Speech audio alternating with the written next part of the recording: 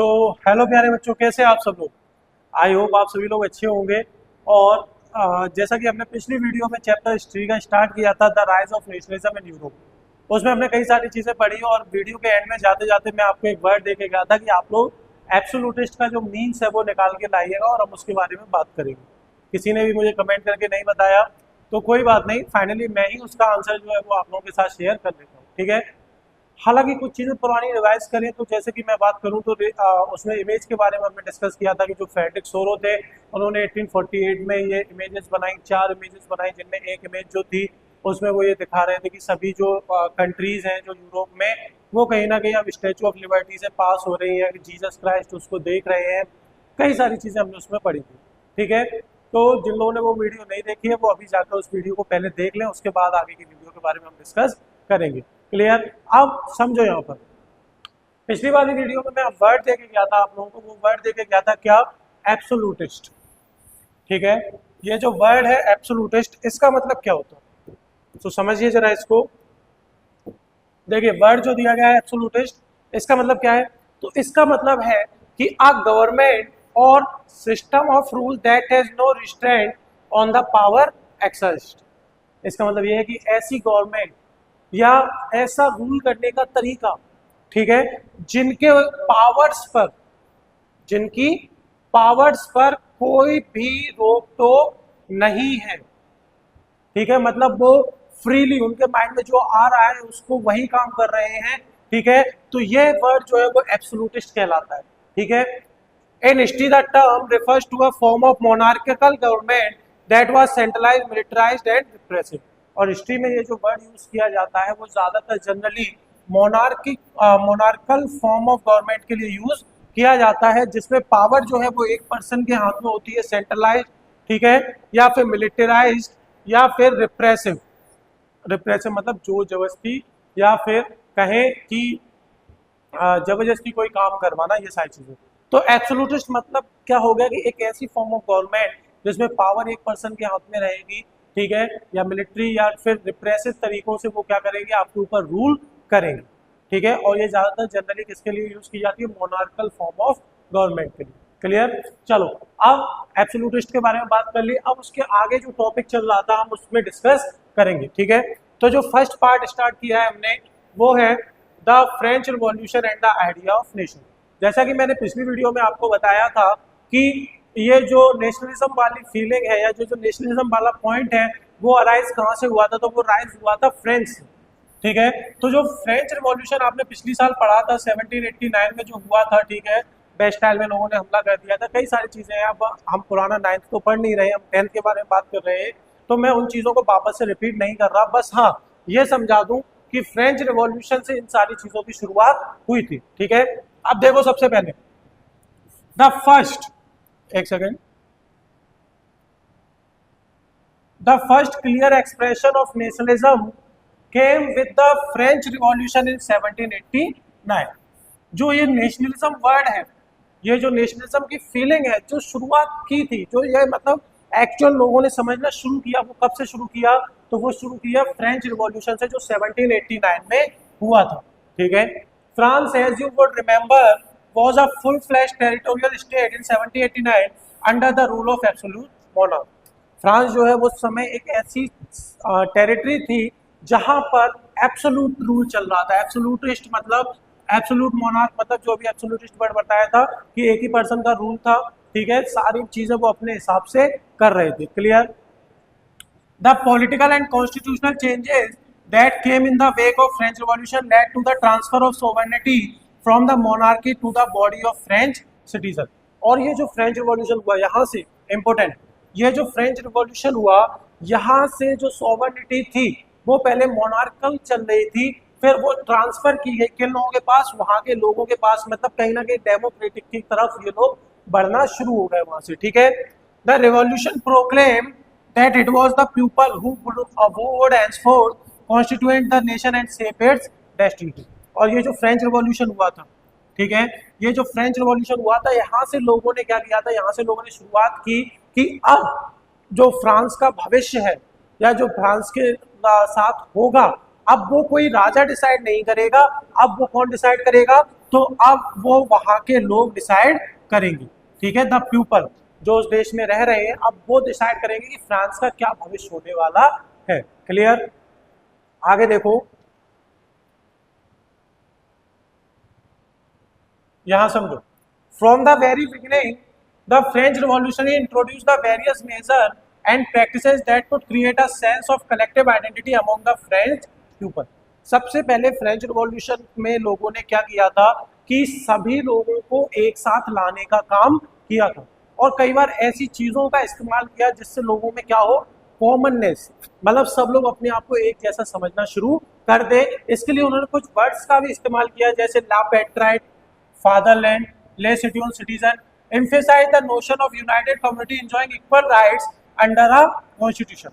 मतलब यहाँ से उन्होंने शुरुआत की कि हम क्या करेंगे, हम फ्रेंच के लोगों को कॉन्स्टिट्यूशन के अंदर लेके आएंगे, मतलब हम एक कॉन्स्टिट्यूशन बनाएंगे, लोगों को इक्वल राइट्स मिलेंगे, ठीक है, और लोग जो है वो कहीं ना कहीं सभी एक समान रहेंगे, ठीक है। उस समय क्या चल रहा था, फर्स्ट सेकेंड और थर्ड स्टेट में डिवाइड करके वहाँ की सोसाइटी चल रही थी और लोगों के साथ भेदभाव हो रहा था। पर फ्रेंच रिवॉल्यूशन के दौरान इन लोगों ने कॉमननेस, मतलब इन्होंने कहा कि हम सभी के लिए एक जैसा बनाकर रखेंगे, ठीक है, मतलब सब इक्वली ट्रीट की जाएगी। Clear? A new French flag the tricolour was chosen to replace the former royal standard. और इसी में उन्होंने सबसे पहला काम क्या किया, फर्स्ट नंबर था, सबसे पहले उन्होंने एक फ्रांस का कलर, फ्रांस के लिए उन्होंने एक झंडा बनाया जिसमें कितने कलर थे, 3 कलर थे, ठीक है। जो उनका जो राजा वाला चल रहा था उसको रिप्लेस करके उन्होंने एक फ्रांस का नया झंडा बनाया। इसके अलावा वहां जो स्टेट जनरल थे, ठीक है, जिनका इलेक्शन होता था, ठीक है, जिसमें फर्स्ट स्टेट और सेकंड स्टेट के लोग वोट देते थे और जिसको वोट ज्यादा मिले वही बन जाता था। पर अब उन्होंने चेंज किया, उन्होंने क्या किया कि ये जो स्टेट जनरल्स बनाए जाएंगे, ठीक है, उनका इलेक्शन जो होगा उसमें एक्टिव सिटीजन्स वोट देंगे, और उसका नाम उन्होंने चेंज करके क्या रख दिया, नेशनल असेंबली रख दिया। क्लियर? न्यू हाइमन्स वर कंपोज, नए नए उन्होंने चीजें बनाई, नए भजन कहें या फिर नए स्लोगन्स बनाए। क्लियर? ओथ्स टेकन, शपथ ली गई, ठीक है, ओथ मीन्स होता है शपथ लेना, और मैट्रियस कॉमनरेटेड all in the name of the nation. लोगों ने क्या किया, मतलब फ्रेंच रिवॉल्यूशन में क्या किया इन लोगों ने कि सबसे पहले लोगों को एक समान लाने के लिए, कॉमन आइडेंटिटी लाने के लिए इन्होंने सबसे पहले जो फ्रांस का नया झंडा बनाया, क्लियर, नए भजन बनाए, क्लियर, दूसरा नेशनल असेंबली में नाम रख दिया, ठीक है। स्टेट्स का जो स्टेट जनरल्स का जो इलेक्शन होता था उसमें कहीं ना कहीं इन लोगों ने क्या किया कि अब स्टेट जनरल जो है वो एक्टिव सिटीजन्स के द्वारा चुने जाएंगे। क्लियर? इसके अलावा इन्होंने नई नई कस्में खाई, जो लोग शहीद हो गए थे उन सभी को सम्मान देना शुरू किया, और सब चीजें किसमें, देश के नाम से, मतलब देश को इन्होंने पहली प्राथमिकता देनी शुरू की। Clear? A centralised administration system was put in place and formulated uniform laws for all the citizen within territory. और एक सेंट्रलाइज सिस्टम बनाया गया, ठीक है, नए नए लॉज बनाए गए, और लॉज कैसे थे, लॉज ऐसे थे, नए कानून जो बनाए गए वो ऐसे बनाए गए कि सभी सिटीजन्स के लिए वो क्या होंगे, इक्वल होंगे, मतलब जो भी फ्रांस में रह रहा है, ठीक है, चाहे वो कोई भी बना रहे, जो नए लॉज बनाए गए हैं वो सभी के लिए एक समान रहने वाले, किसी के साथ कोई पार्शियलिटी नहीं होगी। Clear? Internal custom duties and dues were abolished and a uniform system of weight and measures was adopted. और ये जो अंदरूनी रूप से मतलब व्यापार करने पर नए नए कस्टम ड्यूटीज लगाई जाती थी वो सब हटा दी गई। क्लियर? इसके अलावा एक uniform system of weights and measures, मतलब अब सामान खरीदने के लिए या बेचने के लिए जो तौला जाता था, मतलब उसको मेजर किया जाता था, उसके लिए उन्होंने यूनिफॉर्म सिस्टम बनाया, सभी जगह सेम वेट अप्लाई होगा, ऐसी चीजें उन्होंने उस समय अप्लाई कर दी थी। क्लियर? इसके बाद उन्होंने जो सबसे इंपॉर्टेंट चीज की वो देखो बेटा, उन्होंने सबसे इंपॉर्टेंट क्या किया कि regional dialects were discouraged and French as it was spoken and written in Paris became the common language of the nation. मतलब क्या है, इसका मतलब ये है कि ये जो अलग अलग जगहों पर भाषाएं बोली जाती थी, ठीक है, मतलब मान लो ये फ्रांस है और इसमें छोटी छोटी जगहों पर अलग अलग भाषाएं बोली जाती है, तो इसको उन्होंने क्या कहा, नहीं अब ये नहीं चलेगा, अब पूरे फ्रांस में एक ही भाषा बोली जाएगी और वो कौन सी है, फ्रेंच। Clear, okay. इतनी सारी चीजें फ्रेंच रिवॉल्यूशन में की गई थी। ओके, आगे आ जाओ। The revolutionaries further declare that it was the mission and the destiny of France nation to liberate the people of Europe from despotism. In other words, to help other people of Europe to become nation. और जो लोग French revolution में जो लोग participate कर रहे थे, जो लोग लीडर्स थे, उन लोगों ने कहा कि चलो फ्रांस में तो हम नेशनलिज्म ले आए हैं, ठीक है, फ्रांस को तो हमने मोनार्की से क्या कर लिया, फ्री कर लिया। अब यूरोप के अंदर जितनी भी कंट्रीज हैं सभी में हम क्या करेंगे, ये डेस्पोटिज्म से हम सभी को क्या करेंगे, आजाद करेंगे और अब हम नेशन स्टेट्स बनाएंगे। अब वहां पर लोगों का अधिकार होगा, लोगों का रूल होगा, सारी चीजें। क्लियर। अब यहां तक आपके 2 पैराग्राफ कंप्लीट होते हैं। अब नेक्स्ट पैराग्राफ देखो क्या कह रहा है। When the news of the events in France reached the different cities of Europe, students and other members of educated middle classes began setting up Jacobin clubs। और जैसे ही ये फ्रांस रिवॉल्यूशन वाली खबर सब जगह फैल गई, ठीक है, जैसे ही फ्रांस रिवॉल्यूशन में जैसे फ्रेंच रिवॉल्यूशन में क्या क्या चीज़ें की गई, जैसे ही ये खबर सब जगह फैल गई तो बाकी शहरों में भी लोगों ने क्या करना शुरू किया, वहाँ के जो बच्चे स्टूडेंट्स थे या फिर और भी मेंबर्स थे जो एजुकेटेड मिडिल क्लास से बिलोंग करते थे, उन्होंने अपने जैकोबिन क्लब्स बनाने शुरू कर दी। Okay, their activities and campaigns prepared the way for the French armies which moved into Holland, Belgium, Switzerland and much of Italy in the 1790s। और ये जो अलग अलग शहरों में ये जैकोबिन क्लब्स बन रहे थे, अब फ्रेंच आर्मी ने क्या किया, अपने ऊपर पूरा जिम्मा ले लिया। उन्होंने कहा कि नहीं, जैसे हम अब नेशनलिज्म में बिलीव कर रहे हैं, अब हम जैसे नेशन स्टेट बना रहे हैं, तो कहीं ना कहीं अब बाकी जगहों पर भी हम वही करेंगे, मोनार्की को खत्म करेंगे, डेमोक्रेसी को लाने की कोशिश करेंगे। तो बाकी जगहों पर क्या किया गया कि बाकी जगहों पर लोगों ने जैकोबिन क्लब्स बनाने शुरू किए। तो इस वजह से जो फ्रेंच आर्मी जो है, जो ये मैसेज कन्वे कर रही थी, वो अब इन जगहों पर जाना शुरू हो गई। और जिसमें किन किन जगहों पर गए वो लोग, तो सबसे पहले हॉलैंड, बेल्जियम, स्विट्जरलैंड और इटली के कुछ हिस्सों में ये लोग पहुंच गए थे 1790 तक। Clear. With the outbreak of revolutionary wars the French army began to carry the idea of nationalism abroad. अब देखो, जैसे ये रिवॉल्यूशन स्टार्ट हुआ, ठीक है, ये जो आंदोलन वाली लड़ाइयाँ चालू हुई, तो फ्रेंच आर्मी ने अपने ऊपर जिम्मा ले लिया।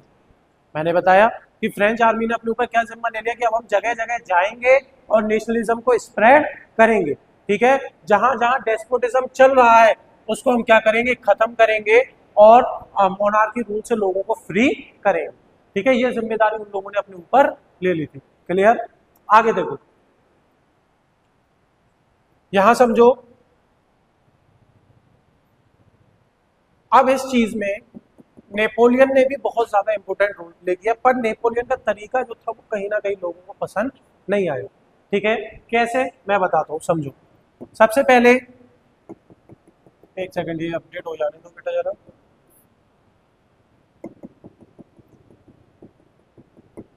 With the wide swathe of territory that came under his control, Napoleon set about introducing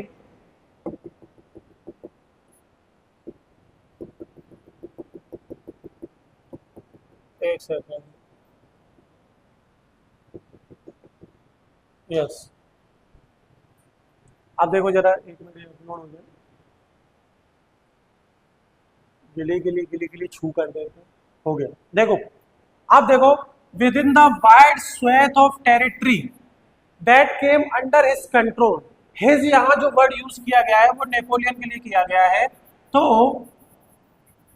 क्या बताया गया है कि जो जो टेरिटरीज नेपोलियन के अंडर आती थी, ठीक है, Napoleon set about introducing many of the reforms that he had already introduced in France.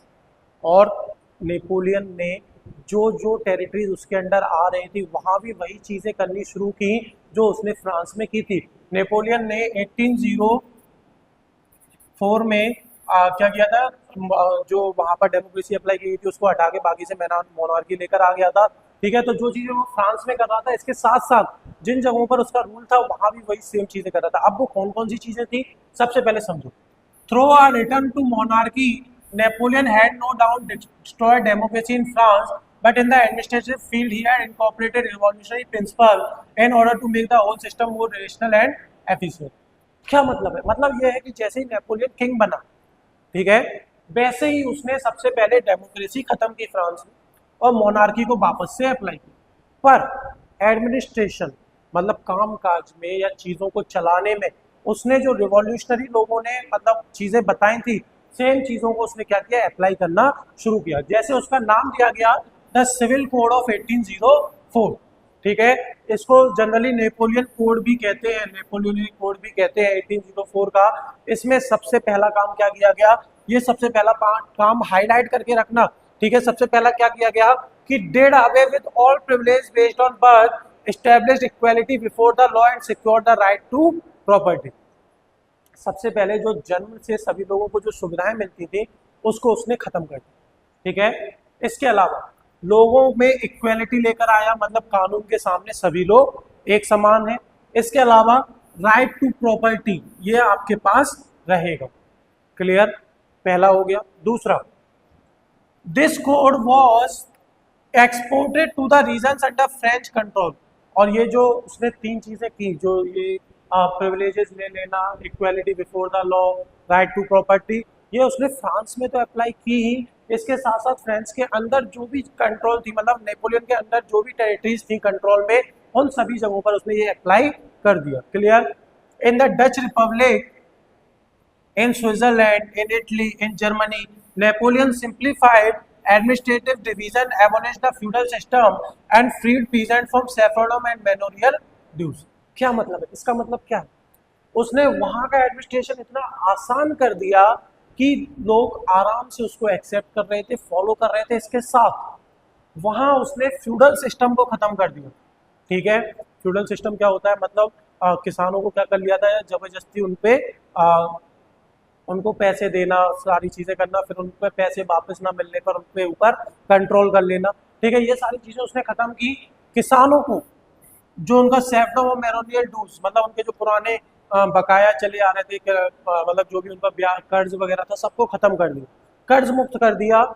In the towns too great restrictions were moved, शहरों में भी उसने ये सारी चीजें हटा दी।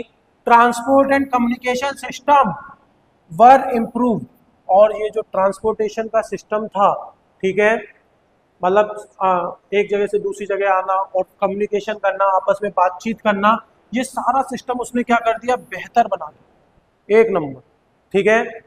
Peasants, artisan, workers and new businessman, याद रखना कौन कौन, पीजेंट्स, किसान, आर्टिसन, वर्कर्स और नए बिजनेसमैन जो थे, वो कहीं ना कहीं ये जो नेपोलियन के द्वारा लाई गई फ्रीडम थी उसको कहीं ना कहीं क्या कर रहे थे, इंजॉय कर रहे थे, ठीक है।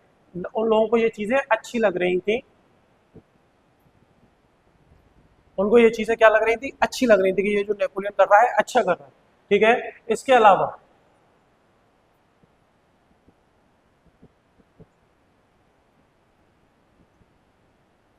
अलावा एक मिनट बस, ये भी अपलोड हो जाएगा, रिफ्रेश हो जाए, उससे क्या रहता है, लेटर्स आपको एग्जैक्ट अच्छे दिखाई देते हैं, ठीक है। जैसे देखो ये हो गया। अब ये लोग जो है, ये जो नई नई आज़ादी मिल रही थी, ठीक है, ये जो नई नई नेपोलियन के बाद आने के बाद जो चीज़ें बदल रही थी, इसको एंजॉय कर रहे थे, ठीक है, उन्हें अच्छा लग रहा था। इसके अलावा businessman and small scale producer of goods in particular began to realise that uniform laws, standardised weights and measures and a common national currency would facilitate the movement and exchange of goods and capital from one region to another. मतलब क्या, मतलब ये है कि जो व्यापारी थे, ठीक है, जो बिजनेसमैन थे, उनको कहीं ना कहीं, और जो छोटे छोटे मतलब प्रोड्यूसर्स थे, सामान बनाने वाले, उनको कहीं ना कहीं ये लगने लगा कि ये जो यूनिफॉर्म लॉज है, पहली चीज जो नए नए कानून बनाए गए हैं, पहला। दूसरा, स्टैंडर्डाइज्ड वेट्स, मतलब सामान को नापने तोलने के लिए वेट, ठीक है। इसके अलावा करेंसी, पूरे देश में एक ही करेंसी का इस्तेमाल करना, इन तीन चीजों से क्या होगा, कहीं ना कहीं सामान का खरीदना और बेचना बेहतर होगा, ठीक है। इसके अलावा एक क्षेत्र से दूसरी क्षेत्र में, मतलब एक जगह से दूसरी जगह में सामान को आसानी से खरीदा और बेचा जा सकेगा, मतलब व्यापार करना इजी हो जाएगा, क्लियर। इसके बाद however in the areas conquered the reaction of the local population to French rule were mixed। हालांकि नेपोलियन इतनी सारी चीजें कर रहा था, ठीक है, पर कुछ जगहों पर जहां पर उसने अपना कंट्रोल किया था उन जगहों के लोगों का रिएक्शन जो था इसके लिए मिक्स था, मिला जुला, कह रहे थे चलो ठीक है जो कर रहा है सही है, ठीक है। क्योंकि initially in many places such as Holland, Switzerland as well in certain cities like Brussels, Mainz, Milan, Warsaw, the French army were welcome as a harbingers of liberty. क्योंकि शुरू शुरू में तो इन्हें बहुत अच्छा लगा, ये जो फ्रेंच आर्मी आती थी ऐसा लगता था कि ये अब हमें आज़ादी दिलाएगी, ठीक है। शुरू शुरू में इन लोगों को बहुत बढ़िया लग रहा था कि ये फ्रेंच आर्मी जो है वो आ रही है और इसकी वजह से हमारे यहाँ डेस्पोटिज्म खत्म हो जाएगा और कहीं ना कहीं आज़ादी हमें मिल जाएगी, मतलब ऐसा लग रहा था कि ये आज़ादी लाने वाले हैं हमारे यहाँ पर, ठीक है। पर but the initial enthusiasm soon turned to hostility as it became that the new administrative arrangements did not had end with political freedom। शुरू में तो ऐसा लग रहा था कि बस अब ये जो है फ्रेंच आर्मी जो है वो आज़ादी की मिसाल पेश करने वाली है, पर कहीं ना कहीं ये जो खुशी थी वो बहुत जल्दी बदल गई। क्यों बदलने का कारण ये था कि ये जो नया ये जो नई एडमिनिस्ट्रेटिव अरेंजमेंट्स बनाई जा रही थी उनमें कहीं ना कहीं लोगों के पास पॉलिटिकल फ्रीडम नहीं थी। Important, clear. इंक्रीज टैक्सेशन, लोगों पर टैक्स बढ़ना शुरू हो गया, पहला। सेंसरशिप, दूसरा। Forced conception into French army is required to conquer the rest of Europe, जबरदस्ती लड़कों को फ्रेंच आर्मी में भर्ती करना, किस लिए, जिससे बाकी की जगहों पर कंट्रोल किया जा सके, ठीक है। All seem to outweigh the advantage of the administrative change. और इन सारी चीज़ों ने मतलब कहे कि जैसे अगर मैं बात करूं कि एक तरफ जो है नेपोलियन के द्वारा किए गए काम अच्छे भी लग रहे थे, पर दूसरी तरफ जैसे ही ये सारी चीज़ें आने लगी, ठीक है, वैसे ही लोगों को ये सारी चीज़ें गलत लगना शुरू हो गई, मतलब वो अब उसके अगेंस्ट में जाना शुरू हो गई, ठीक है। तो आज की वीडियो को हम यही ख़त्म करेंगे। इसमें आज के हमने 2 पैराग्राफ पढ़े, 3 पैराग्राफ, ऐसे ही 2-3 पैराग्राफ करके हम पढ़ेंगे तो जल्दी से जल्दी हमारा कंप्लीट हो जाएगा और आप पर भी ज़्यादा लोड नहीं पड़ेगा, ठीक है। आपको वीडियो कैसी लगी आप लोग ज़रूर बताइएगा और वीडियोस को जो है अपने दोस्तों के साथ शेयर भी किया करो जिससे मुझे मोटिवेशन मिलेगा, ठीक है। चलो मिलते हैं कल की क्लास में। Thank you everyone.